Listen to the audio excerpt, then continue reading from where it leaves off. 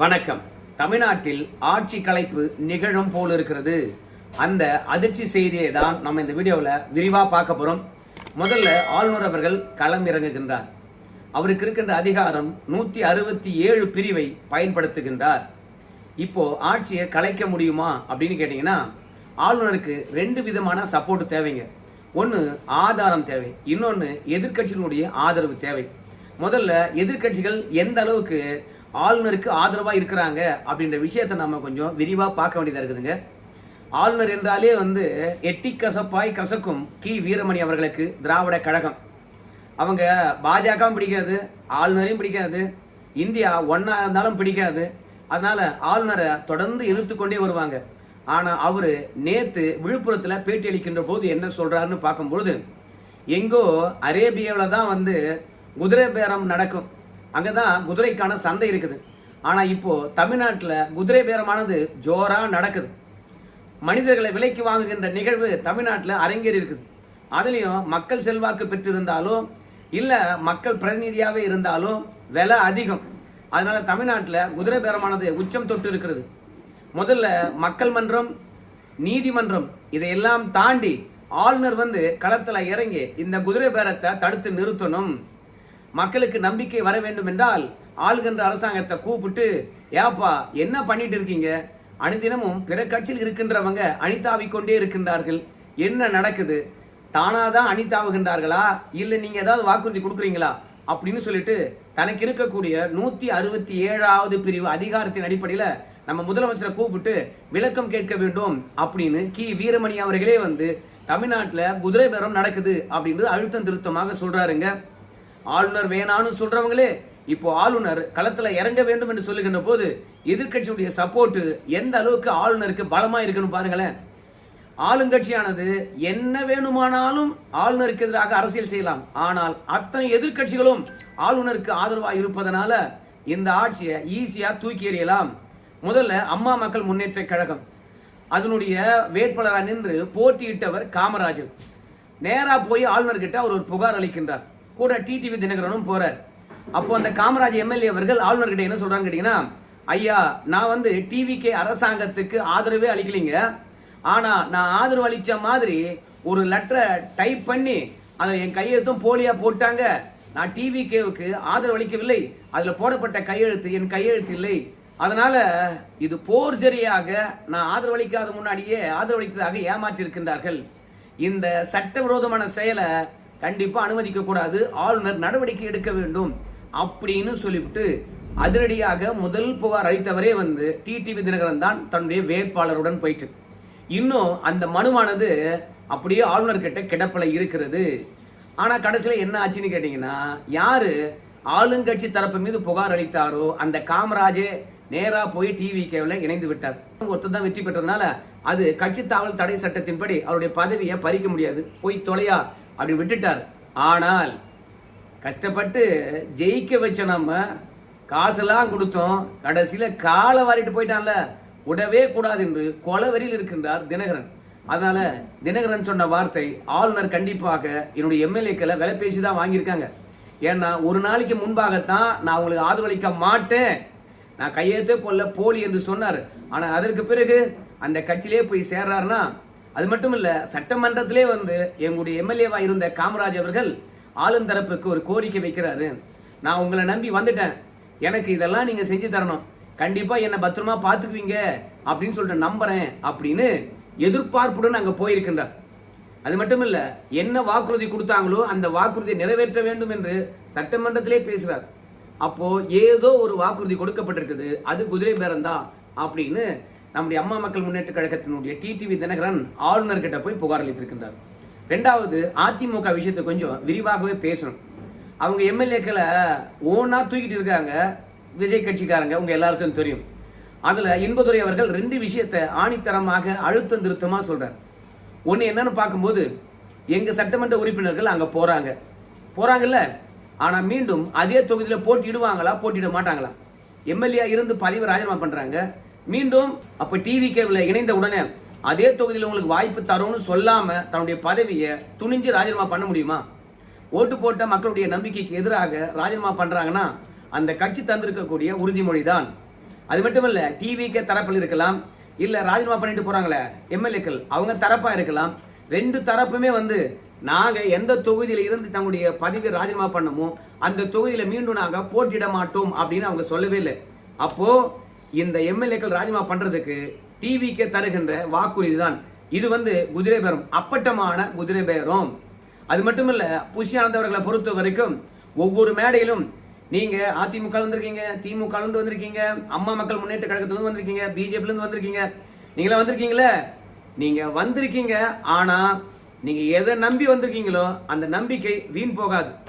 எங்க கட்சிக்காரங்களை விட வந்திருக்கீங்க தெரியுமா, உங்களை நாங்க நல்லா பார்த்துக்கோம். நீங்க என்ன எதிர்பார்க்குறீங்களோ அதெல்லாம் செஞ்சு கொடுப்போம். உங்க கட்சியில எந்த அளவுக்கு நீங்க சுதந்திரமா இருந்தீங்களோ அதோட சுதந்திரமா இருக்கலாம். ஆனா உங்களுக்கு என்ன தேவையோ அதை நாங்க பார்த்து பார்த்து செய்வோம் அப்படின்னு சொல்லிட்டு அந்த கட்சியில இணைகின்ற அதிமுக எம்எல்ஏக்களுக்கு வாக்குறுதியை வெளிப்படையா தெரிவிக்கிறார். இதெல்லாம் குதிரை பேரம் இல்லவே இல்லைங்களா அப்படின்னு அதிமுக போய் சொல்லியிருக்கு. இரண்டாவது, திமுக பொறுத்த வரைக்கும் ஒரு அற்புதமான பாயிண்ட தவேக அரசாங்கத்தின் மீது வைத்திருக்குது. என்ன, இந்த விஷ்ணு ரெட்டியா இருக்கலாம், ஜான் ஆரோக்கியசாமியா இருக்கலாம், இவங்கெல்லாம் மக்களால் தேர்ந்தெடுக்கப்படாத நம்ம முதலமைச்சருக்கு ஆலோசகராக இருக்கக்கூடியவங்க. மக்களால் தேர்ந்தெடுக்கப்பட்ட சட்டமன்ற உறுப்பினர்கள் கூட அமைச்சரவை கூட்டத்தில் கலந்து கொள்ள முடியாது. அமைச்சராக பதவி பிரமாணம், ரகசிய காப்பு பிரமாணம் எடுத்தவங்க மட்டும்தான் முதலமைச்சருடன் வந்து அமைச்சரவை கூட்டத்தில் கலந்து கொள்ள முடியும். மக்கள் பிரதிநிதிகளாகவே இருந்தாலும் சட்டமன்ற உறுப்பினர்கள் கலந்து கொள்ள முடியாது என்கின்ற பொழுது ஜான் ஆரோக்கியசாமியும் விஷ்ணு ரெட்டி அவர்களும் மக்கள் பிரதிநிதிகளா இல்ல அமைச்சர்களா எப்படி அமைச்சரவை கூட்டத்தில் கலந்து கொண்டார்கள்? அப்ப ரகசிய காப்பு பிரமாணமானது மீறப்பட்டது. இங்க கான்ஸ்டிடியூஷனல் பிரேக் டவுன் ஆயிருக்கிறது. அதனால இந்த ஆட்சியை நீங்க கலைக்கலாம். ஏற்கனவே கலைஞர் ஆட்சியை 1991 கலைச்சிருக்கிறாங்க. அதை பயன்படுத்தி இப்போது இந்த அரசு மீது நடவடிக்கை எடுக்கணும் அப்படின்னு சொல்லிட்டு திமுகவும் அதிமுகவும் கோரிக்கை வச்சிருக்காங்க. குதிரை பேரம் எந்த அளவுக்கு நடந்திருக்குது, எவ்வளவு காசு கைமாறி இருக்குது என்பதை பற்றி எல்லாம் தெளிவா ஏற்கனவே வந்து பாத்தீங்கன்னா அதிமுக திமுக கொண்டு போய் கொடுத்துருக்கிறாங்க. சரி, இதெல்லாம் நம்ம ஏற்கனவே பேசிட்டோம், இதெல்லாம் நீங்க பார்த்திருப்பீங்க. இப்போ ஆளுநரை பொறுத்த வரைக்கும் எப்படி களமிறங்க போறாரு? முதலமைச்சரை அழைக்க போகின்றார். அதுக்கான சட்டம் 167 வழிவகை செய்யுது. நம்முடைய முதலமைச்சரை பொறுத்த வரைக்கும் நம்முடைய ஆளுநர் அவர்கள் திருப்தி அடைகின்ற அளவுக்கு விளக்கம் அளிக்க வேண்டும். அப்படி விளக்கம் அளிக்கவில்லை என்றால் உறுதியாக தமிழ்நாட்டில் என்ன சூழ்நிலை இருக்குதோ அந்த சூழ்நிலையை அப்படியே தொகுத்து வகுத்து நம்ம சென்ட்ரல் கவர்மெண்ட்டுக்கு அனுப்பி வச்சிருவார். அப்படி அனுப்பி வைப்பதன் மூலமாக கண்டிப்பா சென்ட்ரல் கவர்மெண்ட் ஆனது இன்னும் கூடுதல் ஆதாரங்களை கேட்கும். சட்டம் ஒழுங்கு எப்படி இருக்குது இந்த ஆட்சி வந்த பிறகு அப்படின்னு சொல்லிட்டு. ரெண்டாவது, எதிர்கட்சியினுடைய ஆதரவு எப்படி இருக்கிறது அப்படின்னு சொல்லிட்டு. ஏன் தெரியுமா, பாஜக பொறுத்த வரைக்கும் மேற்கு வங்காளத்தில் எவ்வளவோ அராஜகம் நடந்தாலும் சரி கை வைக்கவே இல்லை. அதே மாதிரிதான் மகாராஷ்டிராவில் எத்தனை துண்டுகளாக கட்சி உடைந்தாலும் ஆட்சிகள் மாறினாலும் ஏக்நாத் சிண்டே தலைமையிலே ஆட்சி நடந்தாலும் அங்கேயும் ஆட்சி கலைக்கவில்லை. ஹரியானா, ஏன் ஜம்மு காஷ்மீர் இது போன்ற இடங்கள்லாம் பெரிய பெரிய ரெவல்யூஷன் மாதிரி பெரிய பிரச்சனையே ஏற்பட்டாலும் சரி, மணிப்பூரை விடவா கலவரம், அங்கவே அந்த ஆட்சியை சஸ்பெண்ட் தான் பண்ணி வச்சிருந்தாங்க. மீண்டும் ஆட்சி அமைப்பதற்கான வழியை தான் உருவாக்கி வச்சிருந்தாங்க. அந்த மாதிரி பெரிய பெரிய பிரச்சனை ஏற்படுகின்ற மாநிலங்கள் எல்லாம் பாஜக கை வைக்கவே இல்லை. ஆனால் தமிழ்நாட்டில் கை வைப்பாங்களா அப்படின்னு கேட்டீங்கன்னா தமிழ்நாட்டில் கை வைப்பதற்கான சூழ்நிலை இருக்குது. எப்படி அப்படின் போது மணிப்பூரா இருக்கலாம், ஹரியானாவா இருக்கலாம், ஜம்மு காஷ்மீரா இருக்கலாம், மேற்கு வங்காளமா இருக்கலாம், மகாராஷ்டிரா இருக்கலாம், இங்கெல்லாம் பெரிய பெரிய பிரச்சனைகள் ஏற்பட்டு இருக்கலாம். ஆனால் அங்க கை வச்சோம்னா அந்த இடத்துல மீண்டும் எந்த கட்சி ஆட்சியில் இருக்குதோ அந்த கட்சியே ஆட்சிக்கு வருவதற்கான வாய்ப்பு இருக்கு. ஆனால் அந்த இடத்துல வந்து மிகப்பெரிய பிளேயராக பாஜக இருக்குது. அதனால ஒரு அனுதாபாலையை உருவாக்கி விடக்கூடாது என்பதனால அங்கிருக்கின்ற ஆட்சி மீது கை வைக்கவில்லை. இரண்டாவது, ஆட்சி மீது கை வைக்க வேண்டும் என்றால் பாஜகவுக்கு 2/3 பங்கு ஆதரவு நாடாளுமன்றத்தில் தேவை மற்றும் மாநிலங்களவையிலும் தேவை நாடாளுமன்றத்தில். ஸோ இரு அவைகளிலும் எதுக்காக ஆட்சியை கலைக்கிறோம் அப்படின்ற விஷயத்தை ஆணித்தரமா சொல்லணும். அதனால பாராளுமன்றத்தில் திமுக ஆதரிக்கணும், அதிமுக ஆதரிக்கணும், இன்னும் எதிர்கட்சியா இருக்கக்கூடியவங்களும் ஆதரிக்கணும். ஆனா இப்போ விஜய் ஆட்சியை கலைக்க வேண்டும் என்று கோரிக்கை வச்சது திமுக தான். அப்படி கலைச்சாங்கன்னா பாராளுமன்றத்தில் 2 அவையிலும் திமுக கை கொடுக்கும். இங்க ஒன்றும் பெரிய மேஜர் பிளேயர் கிடையாது பாஜக. கலைச்சா யார் வேணாலும் ஜெயிச்சுட்டு போட்டோம். எதிர்கட்சிகள் தானே கலைக்க சொல்றாங்க. நமக்கு என்ன இருக்குது? நமக்கு தமிழ்நாட்டில் இழப்பதுக்கு ஒன்றும் கிடையாது. சட்டமன்ற உறுப்பினர் ஒருத்தர் தான் இருக்கிறார். அப்படிதான் பாஜக நினைக்குமே என்று ஒருபோது மேற்கு வங்காளத்தில் கலைக்கவே இல்லையே, மணிப்பூர்ல கலைக்கவே இல்லையே அப்படின்னு சொல்லிட்டு நினைக்கலாம். அங்கெல்லாம் பாஜக ஜெயிப்பதுக்கான இடம் இருக்கு.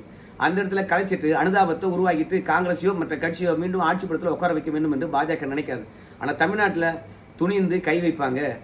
ஏற்கனவே அருணாச்சல பிரதேசத்தில் கலைச்சாங்க. ஆனால் நீதிமன்றம் வரைக்கும் போயிட்டு மீண்டும் அந்த ஆட்சி கொண்டு வரப்பட்டது.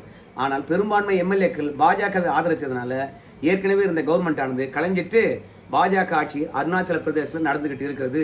அதனால பாஜகவுக்கு எங்கெல்லாம் ஸ்பேஸ் இருக்குதோ அங்கெல்லாம் தீவிரமாக இறங்கி களத்தில் விளையாட மாட்டாங்க. ஆனால் மற்ற மாநிலங்களில் சொல்லவே தேவையில்லை.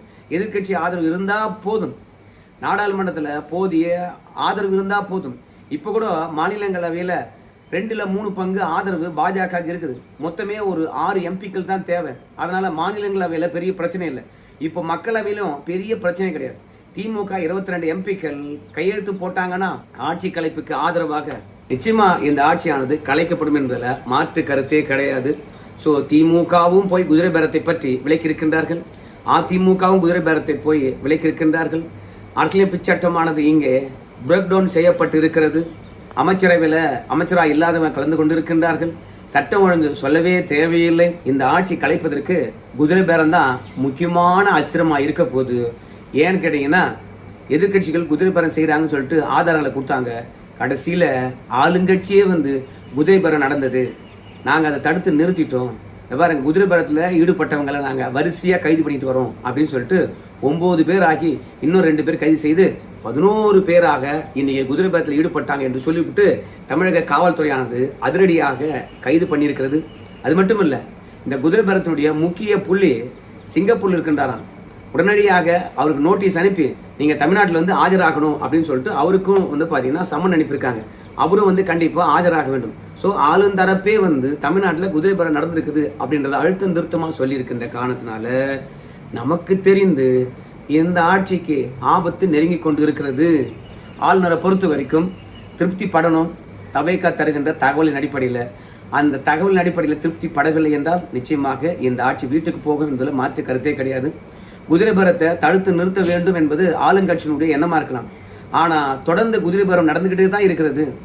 ஆளுங்கட்சி எம்எல்ஏவை தட்டி தூக்கினே தான் இருக்கிறாங்க அப்படின்னு இல்ல ஆளுங்கட்சி எம்எல்ஏ கிட்ட பேரம் பேசிக்கிட்டே தான் இருக்கிறாங்க அப்படின்னு தமிழக வெற்றி கழகமே எங்க எம்எல்ஏ கிட்ட குதிரை பேரம் பேசுறீங்களா, நாங்க தொடர்ந்து நடவடிக்கை எடுப்போம் அப்படின்னு தொடர் நடவடிக்கையில இறங்கினாங்கன்னா நிச்சயமா அது சட்ட ஒழுங்கை கேள்விக்குறியாக்குற மாதிரி இருக்கும். குதிரை பேரத்தை தடுக்க முடியாத ஒரு சூழ்நிலை தமிழகத்தில் இருக்குது அப்படின்னு சொல்லிவிட்டு இது ஒன்றை வச்சு ஆட்சி கலைப்பதற்கான வாய்ப்பு இருக்கிறது. ஆனால் பாஜக மக்களால் தேர்ந்தெடுக்கப்பட்ட அரசாங்கத்தை இது வரைக்கும் கலைத்தது கிடையாது. ஆனால் எதிர்கட்சிகளுடைய அழுத்தமானது கண்டிப்பாக ஆட்சி கலைப்புக்காக வழிவகை செய்யும் சொல்றாங்க. ஏன்னா ஜூலை 20ஆம் தேதி பாராளுமன்ற கூட்டத்தொடர் தொடங்க போகுது. அந்த கூட்டத்தொடரில் 2 சட்டங்கள் கொண்டு வராங்க. உங்க எல்லாருக்கும் தெரியும், தொகுதி மறுவரை ஒன்று, 2வது பெண்கள் இடஒதுக்கீடு மசோதா. இந்த 2ஐயும் திமுக ஆதரிக்க வேண்டும் என்றால் தமிழகத்தில் இருக்கக்கூடிய அரசாங்கத்துக்கு செக் வைக்கணும் அப்படின்னு சொல்லிட்டு திமுக அழுத்தம் கொடுக்கும். ஸோ பாஜக இந்த அரசாங்கத்துக்கு எதிராக செக் வைக்கின்ற போதுதான் பார்லிமெண்ட்ல கொண்டு வருகின்ற மசோதா நிறைவேறும் என்கின்ற போது கண்டிப்பாக இந்த ஆட்சி மீது கை வைப்பாங்க. அதனால்தான் ஆளுநர் சட்டசபையினுடைய உரையை எந்த பிரச்சனையும் படிச்சாரு. ஆனா அதற்கு பிறகு சண்டை கோய் மாதிரி தமிழக வெற்றி கழகத்துடன் ஆளுநர் சண்டை பிடிக்க ஆரம்பிச்சிட்டார். மக்கள் மாளிகை என்று சொல்லப்படுகின்ற ஆளுநர் மாளிகையானது மக்கள் பிரச்சனையை காது கொடுத்து கேட்கும். உங்க பிரச்சனையை என்கிட்ட சொன்னீங்கன்னா நாங்க அரசாங்கத்துக்கிட்ட சொல்லுவோம், அரசாங்கமானது அதை நிறைவேற்றி கொடுக்கும். அதனால மக்கள் கூட நீங்க ஆளுநர் மாளிகைக்கு குறைய சொல்லலாம் அப்படின்னு சொல்லிட்டு போட்டி அரசாங்கத்தை கையில் எடுத்திருப்பதே தமிழக வெற்றி கழகத்தின் மீது ஆளுநர் ஏதோ ஒரு பெரிய முடிவு எடுக்க போறாரு. அமித்ஷாவை சந்திச்சுட்டு வந்த பிறகு ஆளுநருடைய மாற்றம் என்பது தமிழக வெற்றி கழகத்துக்கு ஆபத்தை தான் சொல்லிக் கொடுக்கிறது. கண்டிப்பாக பாராளுமன்றத்தில் பாஜகவை ஆதரிக்க வேண்டும் என்றால் திமுக சொல்றத மாநிலத்தில் பாஜக செய்யணும் என்ற ஒப்பந்தம் கையெழுத்து ஆகியிருக்கும். நிச்சயமாக இந்த ஆட்சிக்கு ஆபத்து நெருங்குகிறது. இதை எப்படி எதிர்கொள்ள போறாங்க அப்படின்னு பொறுத்து பார்க்கலாங்க. நன்றி.